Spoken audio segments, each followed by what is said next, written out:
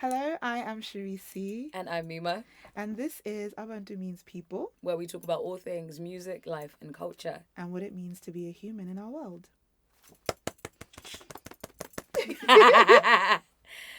You ready to get started? I am ready. Let's do this. Alrighty. Well, good morning, good afternoon, good evening, wherever you are in the world. It's Mima, aka your auntie's favorite auntie, the biggest bag of your enemy, otherwise known as Mima Moyo, Umadewa, Usayo, Balanda, Tina. Manzi, your radio sister, but you can call me Mima. And today I am in the driver's seat without a license, but with a license to interview. We have none other than Miss Charisse C. Hello. Woo! Hello, friend. Hi, friend. How are you, friend? I'm good, friend. We love the word friend. It's been a journey, but we are here. Wow. Wow. Fantastic. Listen, I just want to start by saying the name. Charisse, the range, the bridge, the vessel, sea. Yes. When did this name come about? Because I only recently noticed that was in this the is bio. a new edition. Tell us. It's an affirmation, it's a statement. Right. And I think, so authentic duplicate, I'd say it's almost an extension of that, which was, I started going by that. It was a blog that I had when I was 15. And that was kind of the beginning of everything. Me writing about music, me expressing myself, me like observing the world and contextualizing things for myself. And that was the idea of authentic duplicate, was kind of just thinking about me being a product of everything I've ever experienced in life, everything I've ever seen, and the fact that every one of us are individuals and we have something that is unique and special about us, but also we belong to a people, to a context, to a lineage. And so in other words, it's like another way of saying umuntu ngabantu, like authentic duplicate. And then within that, it's like the range, the bridge, the vessel. The range, because I think my journey has been very multidimensional, multifaceted, has changed a lot over the years. The bridge, because I feel like I've always existed between worlds and straddled these worlds and also brought communities together across worlds, and it comes through in the way that I build spaces, the way that I DJ, the way that I make music. Everything is kind of always bridging the worlds. And the vessel, because I consider myself a vessel in every sense. I think, again, understanding that even my gift, it's mine, and I'm an intelligent babe, I'm a creative babe, I'm a brilliant babe. But also, I didn't just arrive here, and I do believe that these are gifts that I've been given to use, and I have to channel them in the right way. And so in that way, I'm a vessel. You've said so much, and it's so nice to hear you talk. And I think for context, for those that are obviously listening or watching at home, we've had this conversation about we want to hear you. I personally would like to hear you, because what we know and see is Abantu and Charisse C, right? But we know that C stands for your last name, which we won't say the government on the air. However, you mentioned that at 15 something starts for you. At 15, is it Charisse C or is it just Charisse? How were you known at home? What did they call you? Yeah. If there's one thing, like, people always ask me, especially when I go home, it's like, is that actually your name? I'm like, yeah. This is actually the government name, the name I was born with, the name that I was given by my uncle, actually. Okay. And everybody calls me Charisse. Yeah, it's a name I'm very fond of. Do you feel like you are your name? I do. It means beloved one, cherished one.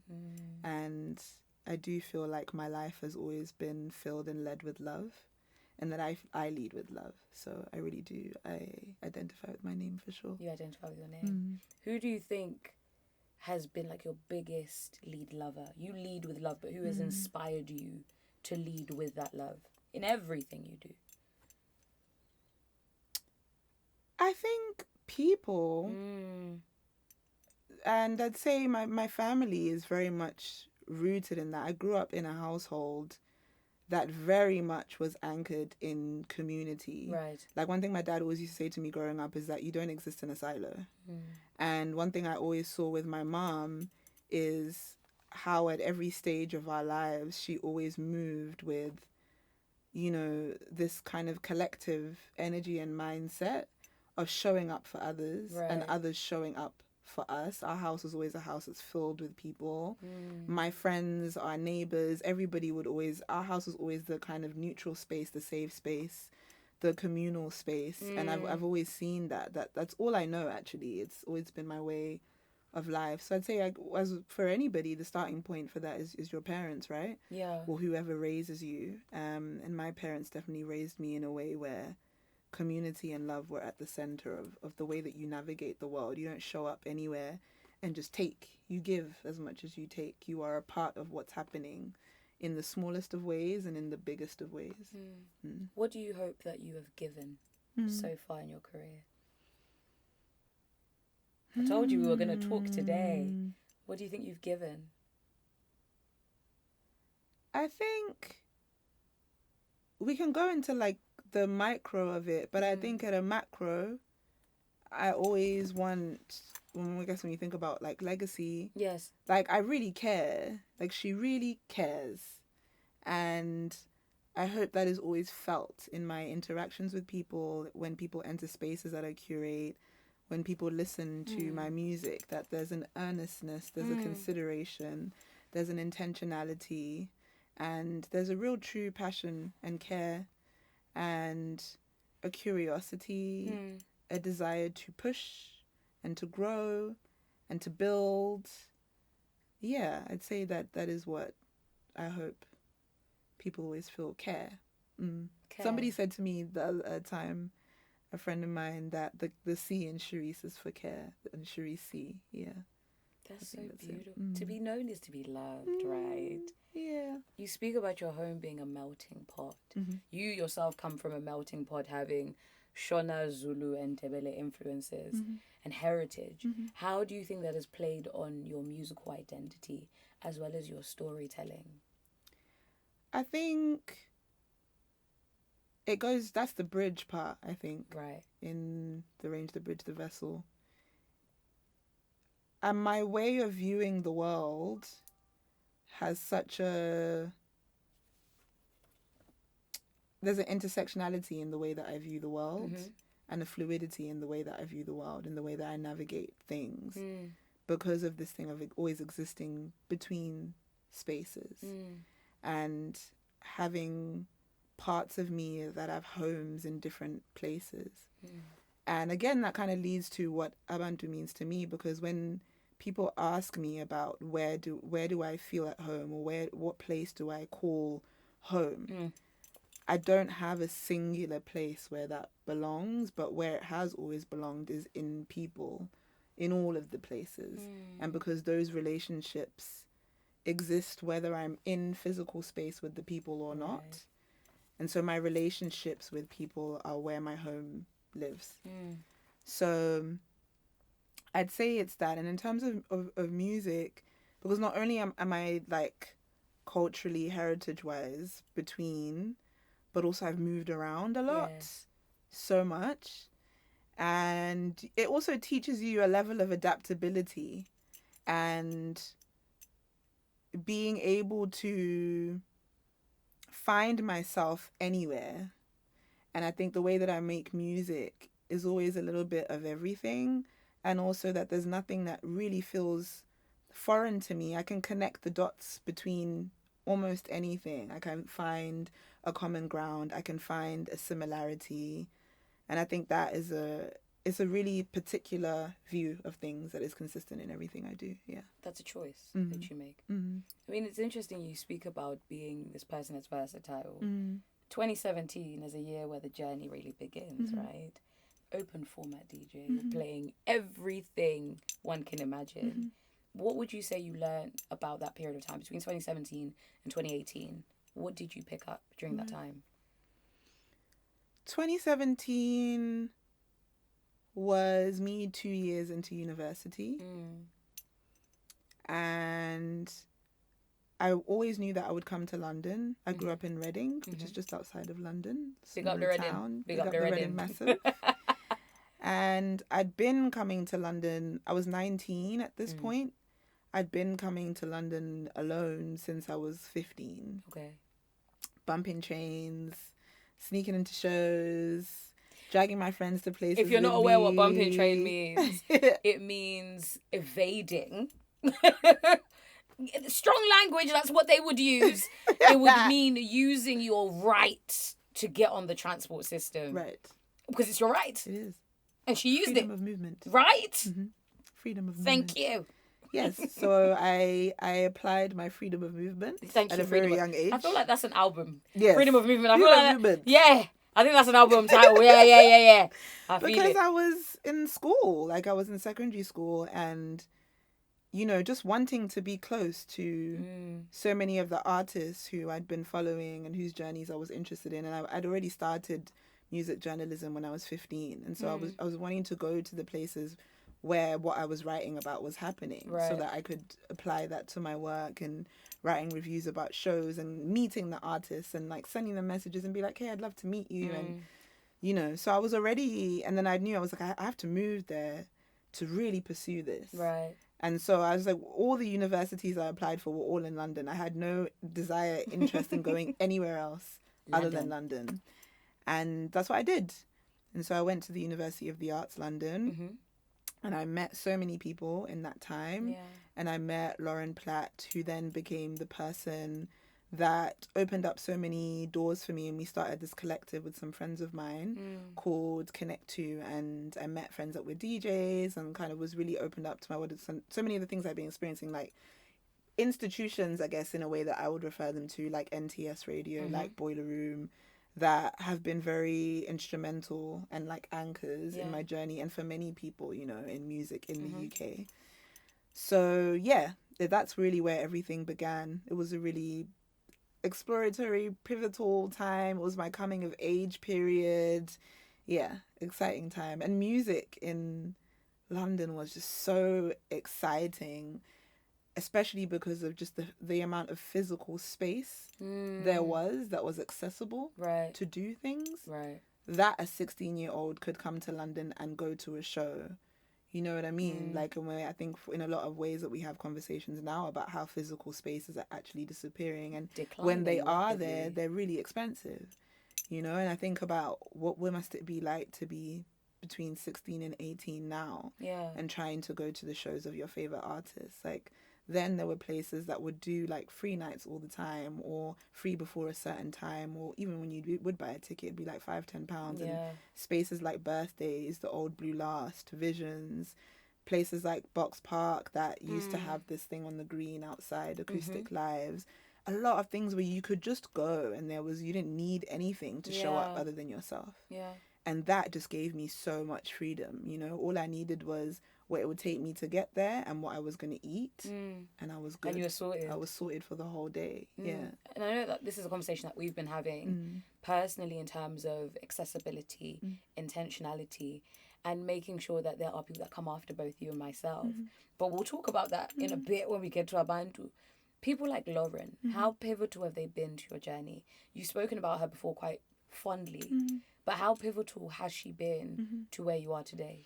So pivotal. And that's what I mean about how my journey has always been filled with people who have been like guardian angels, who just saw me, truly saw me, and offered guidance and took me under their wing without expecting anything in return. Right. You know, it was just a case of, I've been where you are. I can see where you're trying to go. And you just need someone to nudge you this way, or to just point you in the right direction. Or to just tell you that when you get, you know, about 3 miles ahead, this and this, expect this, so that I'm prepared when I get there. You know, and I always have said, whenever I've been always grateful, firstly, for that kindness that they've given me. And be like, there's no version of this success that I have where I don't do the same for others, you know, because they're also doing that, having experienced certain difficulties.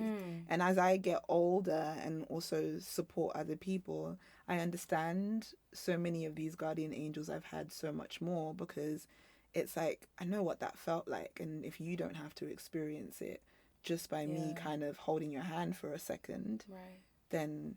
Do you know what I mean? Because I think they also are people that have always understood the greater vision, the purpose, the right? purpose overall, and not only kind of looked at things from an individual point of view, but that they care about music, they care about the genre. And I know the culture is something that people say really kind of loosely nowadays, like we're doing it for the culture, but I think they really were always people that understood what that meant.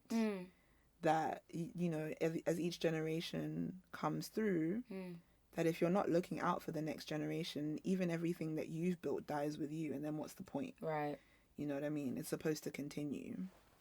And I think those are things that are very much philosophies in a lot of kind of our indigenous cultures. Like, we all have different phases that point to that. Like, we've used the one of Umuntu Abantu so many times. And there's also, like, Jamaican people might say, like, each one teach one. You know, there are so many different phrases that we have. Like, if you want to go far, go together, you know, or go alone. You know what I mean? There's all of these different things that we have in our ways of being that tell us that, you know, people matter. And when you speak about doing it for the culture, what does that mean for you? I mean, as you're saying, it's a throwaway time at the moment where it's like, I'm doing it for the culture, you know, like, nah, it's for the culture. Yeah. But what does that mean to you? Yeah. That you're just thinking beyond yourself. Right. And you're thinking about your footprint. And you're thinking about the way that your actions impact people around you. You know what I mean? I don't think it's an obligation that everybody has to have this kind of, like, grand purpose to... You can have your own individual reason of doing things and your own passion and the thing that you're following. Yeah. But everything, all of us as humans impact one another. And I think it's important to just consider that at the very basic level. Yeah. Just consideration of how you impact the people around you. But also understanding that, you know, even the whole thing was talk about people kind of have this thing of being, I did it all by myself, self-made.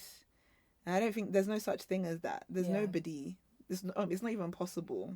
Even if you are the most brilliant, the most intelligent, the most moneyed person, there's nothing that happens without others. At all. Whether it's the people that work for you, like today, you know, the people that set up the camera, the people that do you need people. Everybody needs people.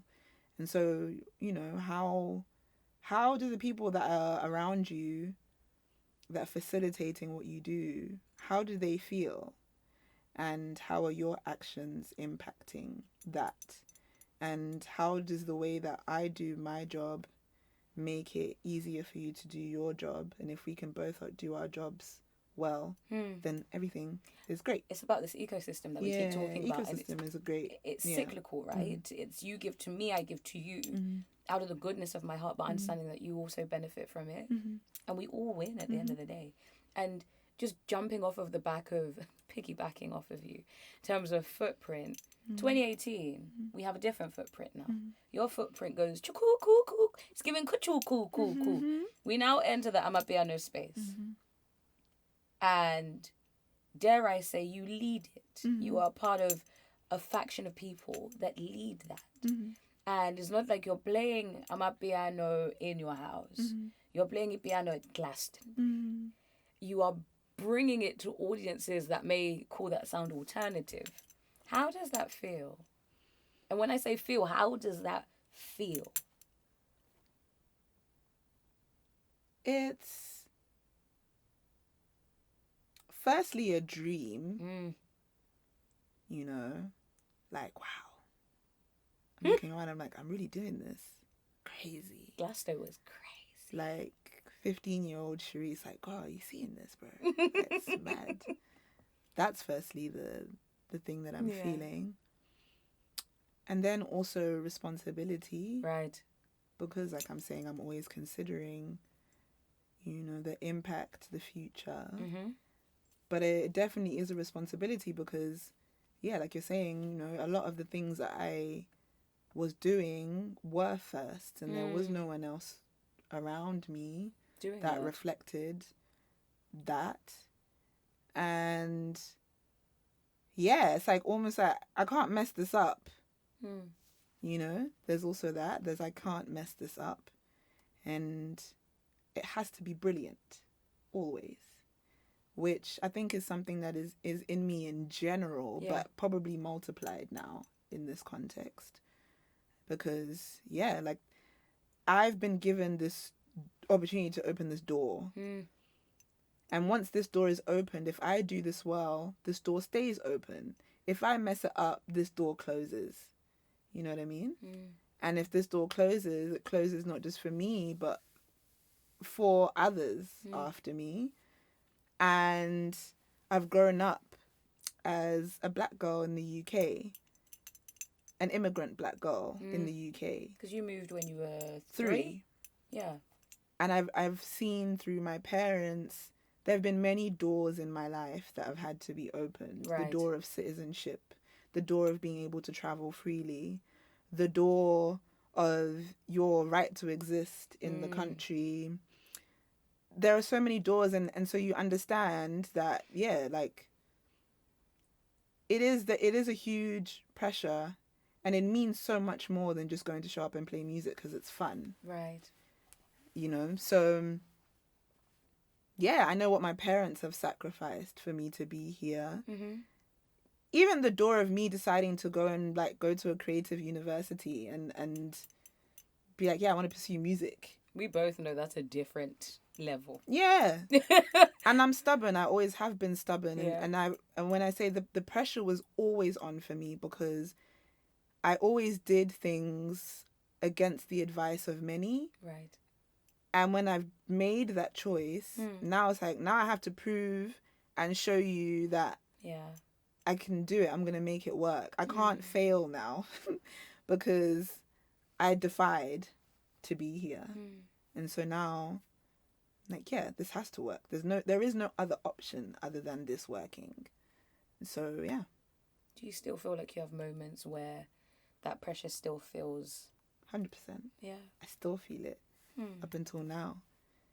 Every time I'm kind of growing into a new space and the range is expanding, I keep getting to new doors, always. And yeah, sometimes I wonder I don't think, especially because of the type of person and artist that I am, I don't think the new doors will ever stop revealing themselves. But yeah, I definitely do still feel that. What's the last door that you can share? Because you know what NDAs. But what's the last door that was opened or has been opened for you that you were like, yo? There are some doors. Not all acceleration is good acceleration. There are some doors that I wish I didn't open. Okay. And that is in getting further. And I think about the girl that started at 15. And, you know, she just had this tenacity and this, if I can, you know, if I envision it, I can do it. And that was it. Right. It wasn't yet something that was like my survival or career or things were relying on it in that way. It was pure passion. Yeah. And that girl did so many groundbreaking, amazing things. And then as you start to get older, but also when it starts to become a career, you know, you're scaling, you're climbing, you're building. Right. And you start to meet people within the industry, structures, institutions. You're advised that this is what you need to do to get to the next level. This is who you need to partner with to achieve this. And I'm at a place now where so many of those doors that I opened and went into still as a first, because this is where you need to go in order to grow, I've now, out of my own choice, closed because I was actually fine where I was. Yeah. And I think that's something that we speak about a lot in silo, in terms of, Mima, you know, this happened. Do I go for it or do I not? Do I is it a feeling? Is it a thought? Is it a discernment that comes from here? Or would you say it's a discernment that comes from here? It can be both. It can be both. I'm definitely somebody that feels emotions in my body. Right. Or feels, I guess, yeah, discernment can consider it a type of emotion. It's feeling deeply, it's a feeling, right? Yeah. Yeah. I feel when, I do always feel when I'm in the space I'm supposed to be, and I feel when I'm in the space where I'm not. I think often when I continue to stay or pursue the things that are making my body feel like, it's because I'm like, I kind of talk myself out of it, like gaslight myself out of it, or I am gaslit. To be like, nah, what do you mean? Like, this is what you need to do. Like, oh, you're just being emotional. You're overthinking it. And then I always come back to, no, but I was right. Right. My spirit was right. And I knew. And I could feel from the beginning that something was off here. You know? So, yeah, I think I can always feel it. And it depends what the thing is, whether I feel it like here or in here. Yeah. It's funny because this is actually one of the questions I had already written down, but you've got to it a bit earlier, which is non-negotiables. And have you ever had to compromise yourself or your integrity for reach and visibility? I've always refused to. Okay. Yeah. If there were certain decisions, compromises that I was willing to make of my values, there are certain things that I would have achieved a long time ago, places I would be already. But I just was never willing. I've always said to myself, there's no version of success that I have that makes me have to change the core things that I stand for. And there's no version of success that I want that is in the hands of another that can just be pulled from under me in that way. Right. You know? So I was always willing for it to be a slower path, but a path that is grounded and rooted with solid foundations that can't just be rocked or shaken in any way. And for people to know me and understand as somebody that there are certain things you can't buy. You know, there's nothing you can offer me to shift me from this stance, because there's a lot of that in this space. So yes, but I've just always been unwilling. You've been willing to choose self then. In what ways do you choose yourself?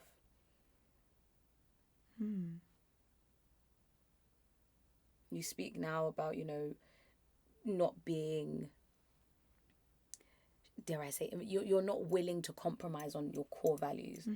Which core values do you choose for yourself? What's the foundation in which you stand on, that if someone was watching this now and they say, I want to do this, but it just seems everyone's doing this and I don't think I'm willing to do this. What are the core principles you think they should stand on? I think to be truly anchored in why you're doing the thing. Right. I've never been unsure about why I'm doing this. And that always coming back to that why as a center. Super, super important. So no matter what direction you get swayed in, you always know where you're coming back to and where to plant yourself. And I would say integrity and care. I guess those would be two pillars, principles that are in everything. And yeah, but the why especially, when it's tough, when it's rocky, when anything that may come in your path, knowing why you're doing the thing will always be the thing that anchors you. As you're speaking, all that's ringing in my mind is Zanda Zakuza and Master KG, Remember the Road that will lead you home. Yeah. That's all that rings in my mind when you speak. Beautiful. So we're now, we're doing world domination. We are leading Amapiano from the diaspora alongside your peers and your colleagues. They know who they are. Shout out to everybody. If we list you all, we'll be here every single day. We'll be here for the whole day. We now get to 2020, where Abantu is born. It's 2025 now. We've had 5 years of incredibleness. it's a living ecosystem. And I think maybe you'll tell us, I think you want it to sustain itself. We have a label, we have events, we have radio, we have a podcast that's coming. You know, what does this make? Yeah, living ecosystem, events, label, community spaces, community conversations, podcast, radio. How does this come about? How does Abantu materialize into what it is today? So many of the things weren't in the original plan. Okay. I'm definitely somebody who is often, so many times, ideas that I have come from frustration or come from needing a solution. Right. Needing to fill a gap. Okay. Or seeing an issue and needing to problem solve. Or seeing like this is the only door that currently exists. I don't want to go through that door, so I'm going to have to make a new one. That's what so many of the things have been along the way, and guess Abantu has become this world because of that. So, okay, I'm DJing, we reach a lockdown, can't go outside anymore. The radio show is born. Amapiano is becoming this global phenomenon. There's no journalism being done. Not none, because like, let me not eradicate many people who've been doing brilliant work, but not enough. There's a lot of social commentary, shall we say. But real in-depth journalism, research, archiving, documenting of what is happening right now, which is going to be history in the future. And I think that's something, you know, we talk about a lot in African history in general, where so much of our inventions have been orally, like, you know, documented, but we don't have tangible, physical archives, evidence of what we've done, what we've innovated. And I think just on from a basis of protecting ourselves, but also just to look back of education for future generations. Right. So that was that. And I'm a journalist, first and foremost. That's what I studied.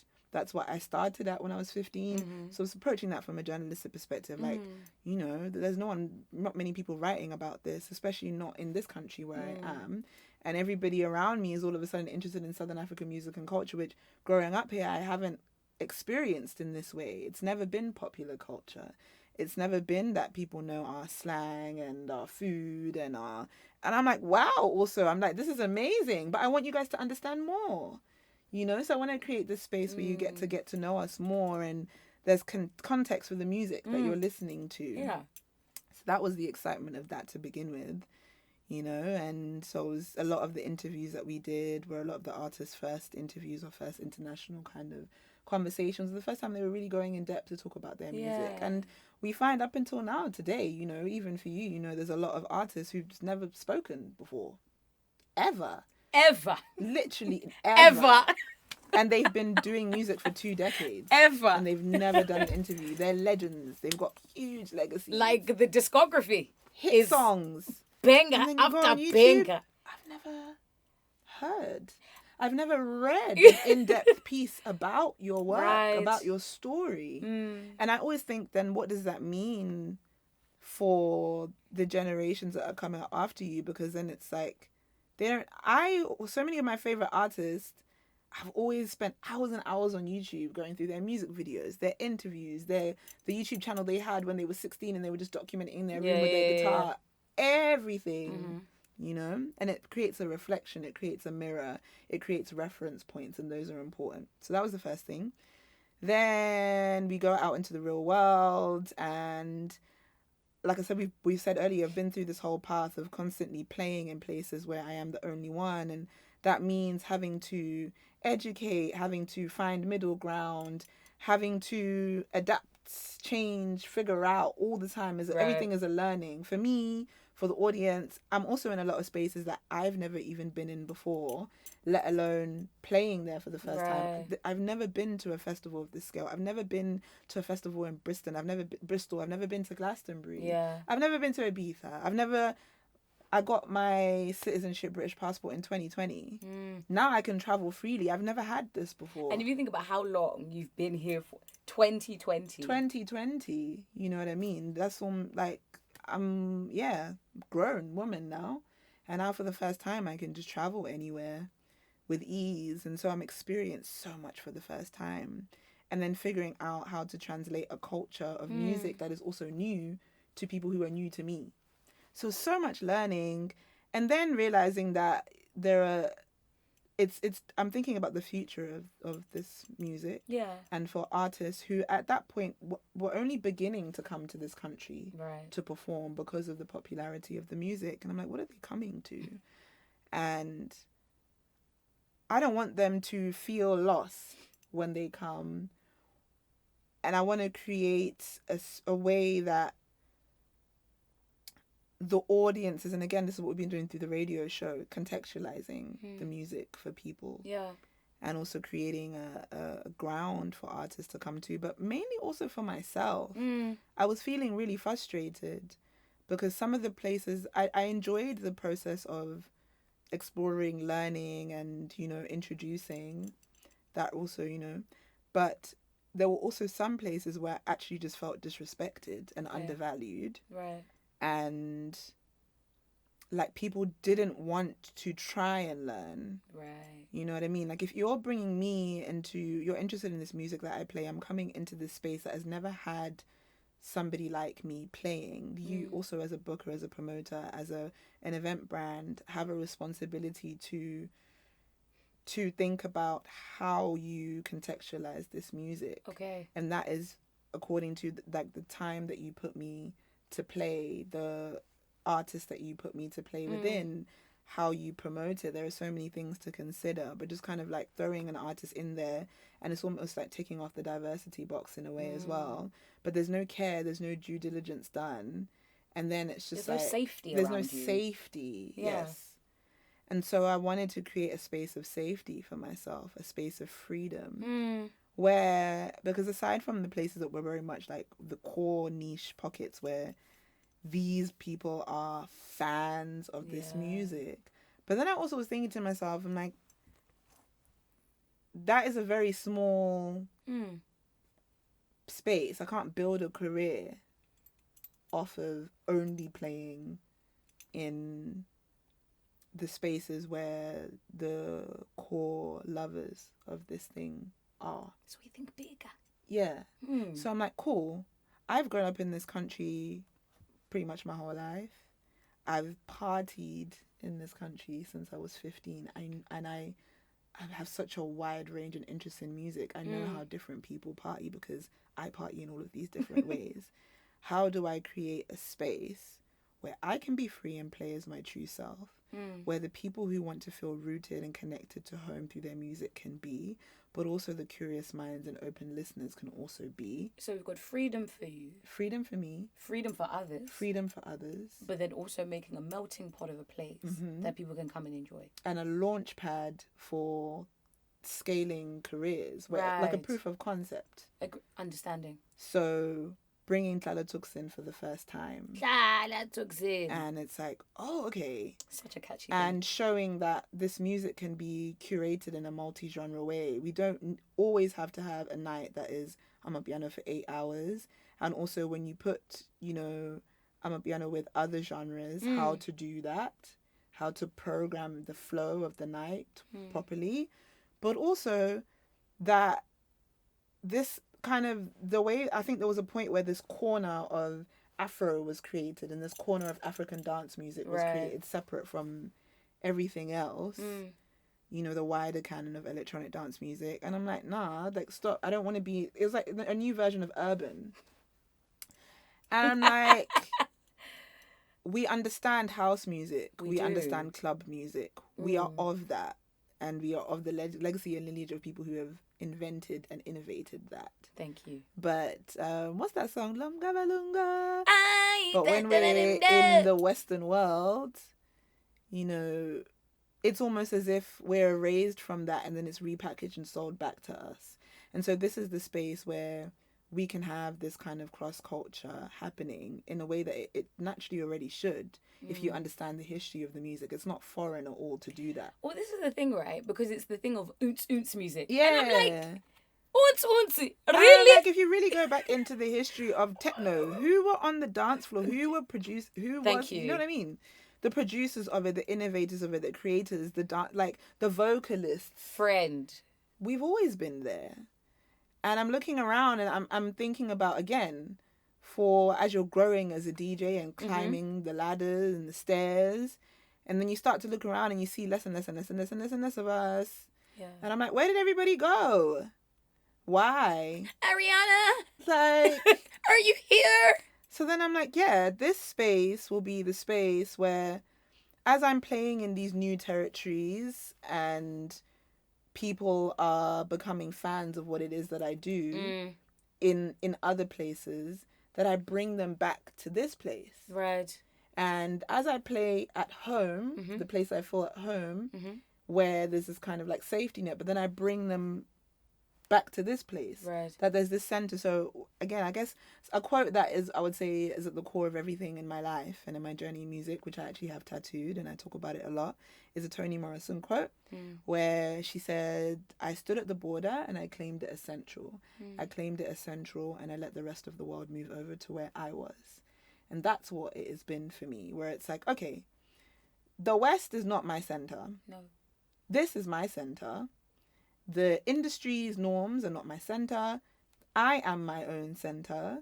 And I will do this in a way where I can stand here proudly with my integrity, with my values, with my art, with my creativity, with my expression, and create a meeting point.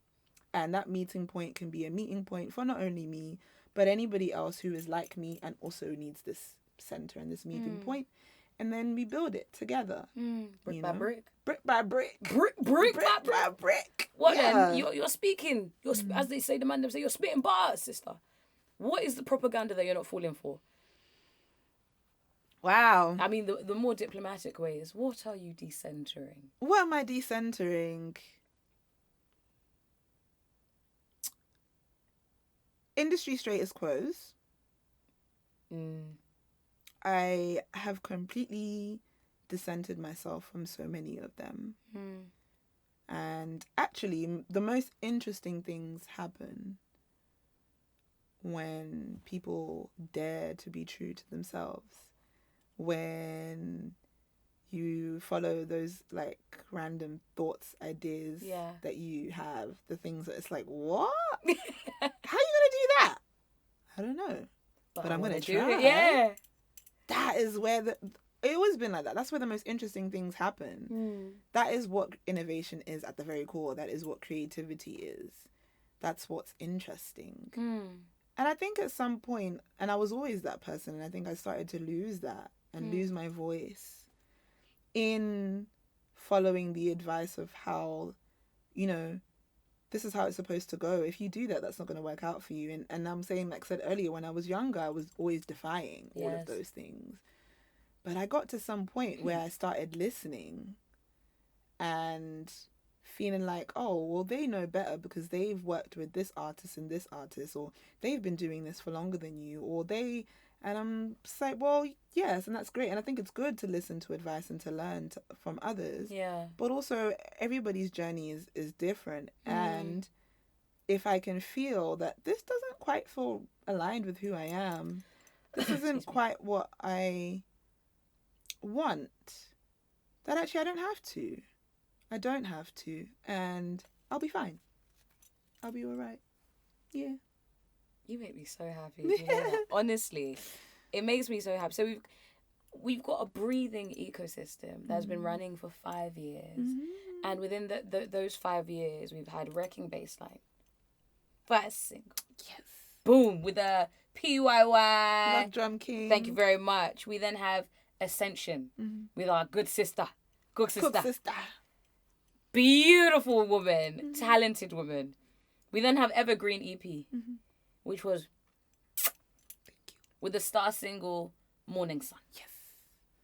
We then have the accolades are many. We then have Exeni, which has just recently dropped. I say recently as if it's over my shoulder. And then today, we have Feel Alive. In each of these musical productions, there's growth that you can see. You singing on the track, you producing the track. What bit are you enjoying the most out of this musical journey? Because even for us to see you singing for example, at a gig.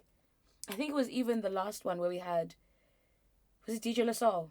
Mm-hmm. Yeah, where we had DJ LaSoul, and your dad and your brother were there. How does that feel to be doing these firsts? You're speaking about losing your voice and even listening to people. Mm. How does that feel? The music, making music, singing, actually brought me back to myself. And it almost felt like I've always sung since I was young. It was actually the first thing I ever wanted to do. Right. But I was always really shy. Okay. And DJing was almost, it made sense performing through that vessel because I am a vessel in that way where I'm playing other people's music, but also I have this deck is almost like my safety net. This tool that my hands kind of maneuver and control is creating kind of a safety net for me. It's an anchor within the performance space. And then also the connection that I have to others through this music allowed me to kind of get over that performance fear that I had. I think when it came to now coming back to my voice, I don't almost feel like, I do feel like, and I know that, and I always knew, but that was the fear, that the moment I was able to overcome that fear in using my voice in that way, that I would also remove the other block of the where I was losing my actual voice in terms of what I wanted to say, what I felt, what I thought. And so, yeah, Evergreen was the first time that I was kind of releasing a full solo project by myself, and I'd gone through the 6 months process of making this project. And I called it Evergreen, and I put out the statement that it was a commitment to myself, to my multitudes, you know, and to going back to that girl who always dared, and to continuing to innovate and to explore and to, be all of me. So that was such it gave me so much freedom and excitement, and also the pressure that I spoke about before, that the DJ part of my career, the journalist part of my career has always had, and all of these first. I gave myself this space in that 6 months of making the music to just do. It wasn't in the public eye. It was 6 months of just making music that wasn't going anywhere, that didn't have to be shared with anybody. For the most part, it was just me and Kwamzi in the studio. Shout out my man. You know, and Kwamzi created such a safe space for me also. And so, yeah, there was I was actually just creating to create. Like, it was the artist, me, being happy and free and playing and failing and trying and laughing. And there was no pressure around it. It didn't matter if it didn't work. Just leave it and try again, you know? And then when it does work, it's like, oh, yeah, we're onto something. It's like I found it. Yeah, I found this thing. Okay, let's keep exploring that. It was just so much fun. And it brought the fun back for me. Yeah, it was beautiful. I like it. It's like getting your groove back, right? Return to self. Stella got her groove back. Charisse got her groove back. And I think even with the exploratory stuff, you've been in camps with people like MVM, Captain Lulas. That experience with people like Sizwe as well, that experience in itself, how has that helped your creativity? I think, so throughout Evergreen, as I said, that EP was just mostly me and Kwamzi. With the other song, only one song was produced by someone else, who was Shazmik Soul. Yes. And I recorded that in South Africa with him. He's amazing. Oh, amazing, amazing. And a lovely person too. We love Shazmik. But for the most part, it was me and Kwamzi. Okay. And I was also still learning my voice and figuring things out. And so there was a bit of anxiety I had about working on music in a collective way. And also, I guess before that, I'd done the Ascension with Cook Sister. But I really took more of a executive producer role in that. My voice only kind of featured on one song. And it was also a song with MVM. And I think I really needed to find my own voice in this closed space first and anchor myself in that. And I think a good analogy for it is, so I used to sing in the school choir and in church, But whenever I was singing in like a group context, Yeah. for the most part, I was always either given a solo or given a part that was already in my own natural voice. Right, okay. Anytime I had to sing in a different key, it was difficult for me to stay there without drifting to what the person next to me was doing. Okay. And that was the process that I went through in making the project on my own, is what are the quirks and like corners and twangs and crevices of my own voice, and becoming comfortable and situated in them, that even when I think about like covers, like people talk about covers and you listen to your like artist's favorite covers, and a great cover is one where you can tell somebody made it their own. Yeah. You can hear their voice in it, as opposed to the replicating how the original singer sung it. Yeah. And practicing their runs to a T, practicing their inflections to a T. And that is a skill in itself, but it doesn't come with its own identity.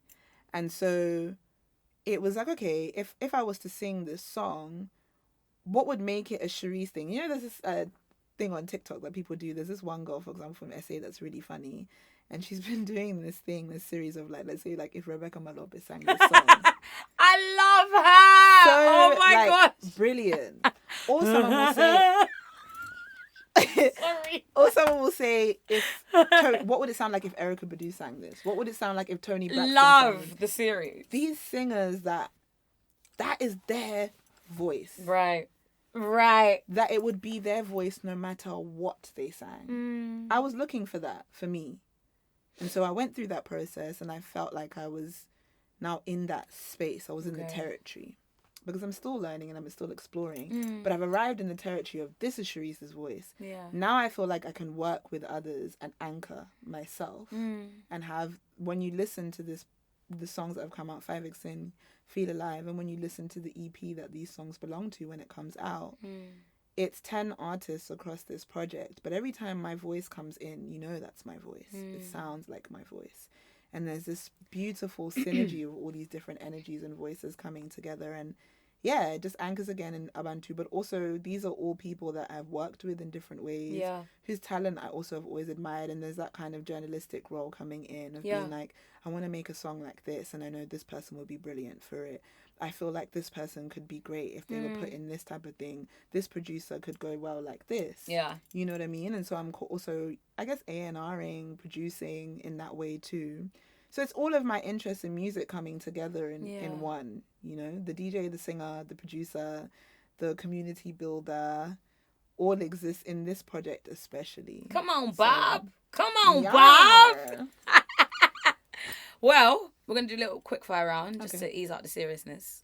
You know, because it's getting a bit serious. I'm joking. What is one piece of advice you would give to a younger Charisse?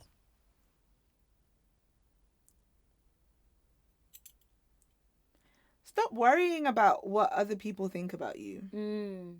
Yeah. Love it. Short. Don't weigh yourself with that. Because it's heavy. It's heavy. Yeah. Let it go.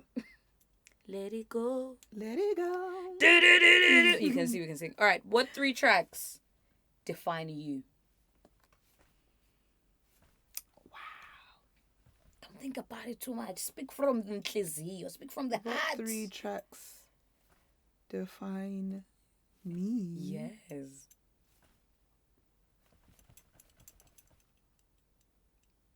Wow, that's define is a big question. It's massive, right? I'm just gonna throw some anchors. The songs that I have memory, the first ones that come to mind, I'm just gonna go with those. That's okay. So the first one that's coming to my mind right now is "So Sick of Love Songs," "So Sick" by Neo. My mum had a Neo CD. So my parents, the commonality they have in music is they both love R&B. Huge R&B. Really? Fans. I grew up with so much R&B. You hear that even in the like house music that I make. Anything that I sing always has this R&B flavor. Do you know what I mean? I love an R&B. I write in that way too. That's lovely. And yeah, my mum had that CD, and she also had a Whitney Houston CD, but that one used to replay over and over and over again, because that was the time, right? You bought your music. It's not right, but it's okay. What? Yeah, it was the greatest hit. Big Redeem. Double, back to back. The kids of today don't know CDs. about that. They don't know about that. Yeah. That little flip. So So that Neo album was so sick on it. I remember that song. I just loved it so much. I remember always being in the back of my mum's car, being excited when she put it in and played the radio, and I knew all the lyrics back to back, and just the way that he tells that story, like how's your first lyric is like, I've got to fix my answering machine now that I'm alone. Now that I'm alone. Storytelling. And then you just set the scene. What? Poetic. Because right now it says that we can't come to the phone. Because he's saying there's no we anymore. You see the chords on that track? Naughty. Absolute naughtiness. Like, so we got Neo. So sick. Neo, so sick. And... I'm so excited for what's next. Then I'd say, let's say Mafigi Zolo. Yo! Mlanjeni. Yeah, let's say that. I can throw these cards right now. Yar. I'm a lover girl. I love a love song. But also... Sign me up. It's just... There's something about that song that just has this feeling. It's so warm. It's so rich. Do you know what I think it is? And it's a universal song. It's... Din, din, din, din. And I always knew every time I heard that. Queen, queen, queen. What? Iconic. I will meet you at the river. And then whenever that part comes on and everybody sings it together. Hey, hey, oh! Yo, yo, yo. I cannot imagine not being a Southern African. I can't. Sorry, there's no ways. This is absolutely... There's no ways. Shagaoma, please! Wowed. And then a third song. Come on, number 3.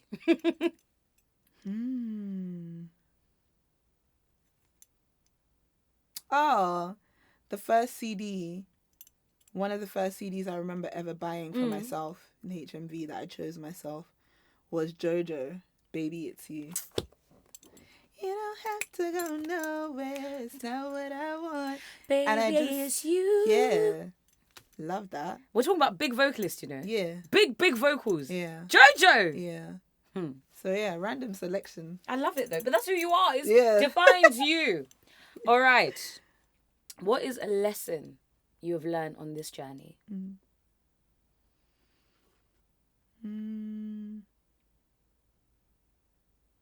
That gut feeling that you have, me talking to myself, trust it. Yeah. And, you know, don't let anybody gaslight you or even gaslight yourself. That, I think of it as an internal compass. Right. It's always right. Trust it. And you'll always be fine. Well, then this next question is going to be funny to you. Do you feel like you're doing it? Do you feel like you're doing it? It depends on the day that you ask me. Today, being August of 2025, do you think you are doing it? Yes. I think fundamentally, I know that you're doing that I'm doing it. Existentially, circumstantially, it varies. It's a different story. It's a different story. Right. But again, going back to rooting myself in, okay, why am I doing this? Am I staying in line with what my core vision was, with what my purpose was? And as long as I'm in that line and as long as I'm growing, and, you know, so many beautiful things keep happening. And when I look around at the community that, you know, I've been building in the people around me, I'm like, yeah, man, like, yeah, this is it. This is what it was always supposed to be. So, yeah. And it's going to be so much more as well. Yeah. I feel like we could talk for hours, you know this. But as I've already mentioned, and as you want it to be, Abantu is an ecosystem that's thriving and, dare I say, a diasporic phenomenon. It could serve as a blueprint for others. I think it will serve as a blueprint for others. And if people were going to choose this as a blueprint, and just so people understand the scale in which we're speaking, Abantu is in partnership with Platoon, right? And Platoon is a subsidiary, if I can say it that way, of Apple. So just so that we're talking, when we're speaking about scaling, this is what we're talking about, right? And this is what you're doing. And if someone were to look at Abantu and to look at you and say, this is actually a blueprint I want to follow, what would be the 3 things, whether it be rules or principles, what things would you want to pass on? Right. It's funny because I was having, before I answer your question, sorry. It's okay. I was having We love an anecdote. this conversation with a friend the other day, and I've been observing it, that I'm actually seeing it already happen. Okay. And it's so surreal. And I'm like, wow, yeah, this is the blueprint that was set. And I think through that, I am also, it's coming back to and affirming and also informing what those core things are. Right. That people gravitate towards, or that people want to be a part of, or that people want to emulate. And I think it's one, being your approach to things, being considered, researched, studied, learnt. There's no, like, it's not a carelessness thing, and it's not a fluke. You know, and that doesn't have to be in education in traditional ways, but that the research part is really important. Understanding the context of what you're doing, and also what has come before you. And then I feel like moving forward always has to be in context of where you're coming from. Right. Because one, that's how you avoid making the same mistakes as before, but also that's how you grow in a direction where, like, it's a future that's bright.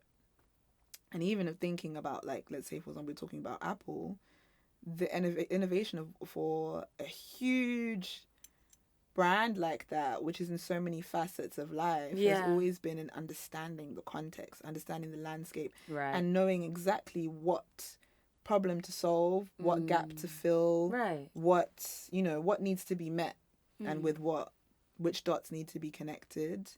And so that's how I also make sure this, like, how is this thing that I'm doing useful? How is it fulfilling?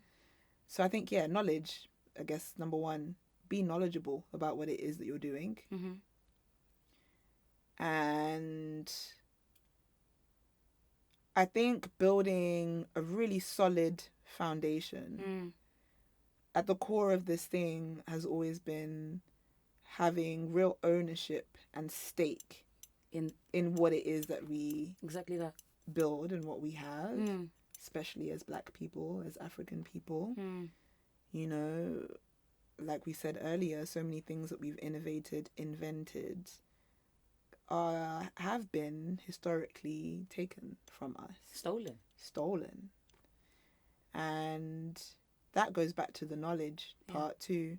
But yeah, it's equipping ourselves and having ownership of what it is that we do, building institutions of our own. You know? And I guess the third thing is community, real community, and being able to work and live well with other people. Respecting other people. And not having this kind of individualistic, self-made way of doing things. But always, considering others. I think that's it. It's in the name. That's at the very core of it. And I think I always understood that, especially from, like, even if it's thinking, you know, because I think sometimes when I say things like that, it's as if to say kind of like strategy or like climbing or that kind of is bad. But so one thing I always understood when it came to journalism, for example, is that being interested in others, you know, people always talk about your network is your net worth and like relationships being important. But the most fulfilling but also long-standing way of building relationships is being interested in other people. So many of the opportunities that I got were from sitting in a room and being interested in somebody else. And asking and being inquisitive. And that makes someone feel seen. And also, people remember how you make them feel. And I always remember the person that asked me this question that was like, wow. You know what I mean? I see, and I see that even in a lot of the people that I've kind of ended up gravitating towards me, that I've kind of played some sort of a mentorship role or supported, I can tell that, like, they really have been paying attention for real. And I'm like, oh, wow, that's, you know, So I'd say being really interested in other people, for sure, is a foundation of relationship building. And also a way for you to grow as yourself. Yeah, I can continue, but I feel like I'll just end up rambling. There's a TED talk coming from you, you know. How do we keep our cultural roots alive and visible while still innovating. Mm-hmm. You are still birthing this massive thing. And we spoke earlier about the fact that Amapiano is still trying to find its place, or it's still people are still using the language, shall we say, danko, danki, and we're using all of these words, these colloquial terms that for me and you, we understand.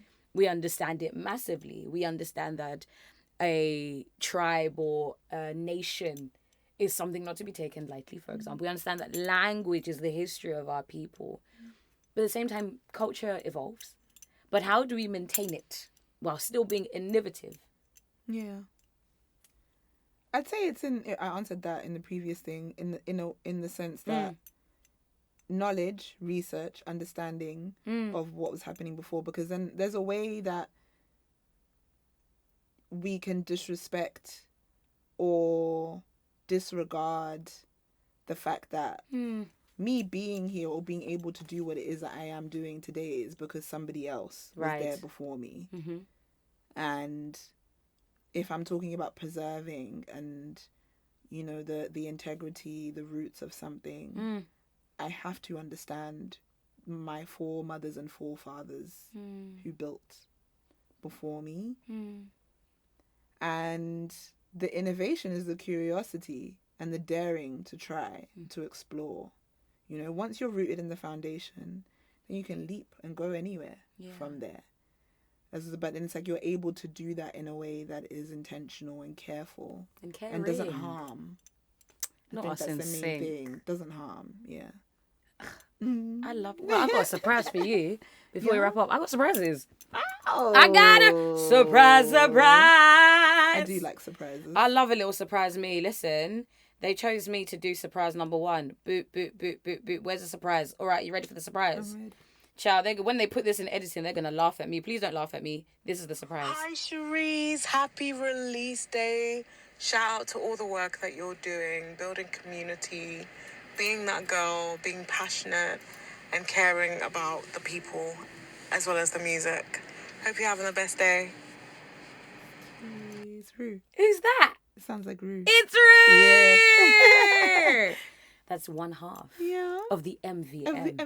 Of the MVM. And don't worry, I've got surprise number 2 for you. Are you ready for this? I'm ready. Charisse C. And that's the big C, not the little one. Come on. We are so proud. And when I say we, I mean MVM. Myself, Mutta, and Ruimbo. We've seen your journey. We've seen your trajectory. And we also see your potential for stardom, for community, your ability to bring people together, your ability to keep people entertained, the ethos, just everything. Like, we're just so proud. And we're absolutely here with you on your journey. This is a collaborative thing. Abantu means people. And I just want to say good luck with everything. And we love you. Charisse, we wanna party. And that is Mutta. Yes. Listen, I want to end this interview with love and say you are a phenomenal person. Thank you, my friend. And you are growing in ways I don't think you even expected for you to grow. You are challenging yourself, but you're also challenging yourself so that things can be better for us. Right. And things can be better for those that come after. Yeah. You continue to open the door and say, come into the door as well. You continue to open the door and say, let's open another door. And that is the character that will sustain you throughout this journey. Yeah. So it's a pleasure to be one of your Bantus. Thank The you. Abantu pod! Yay!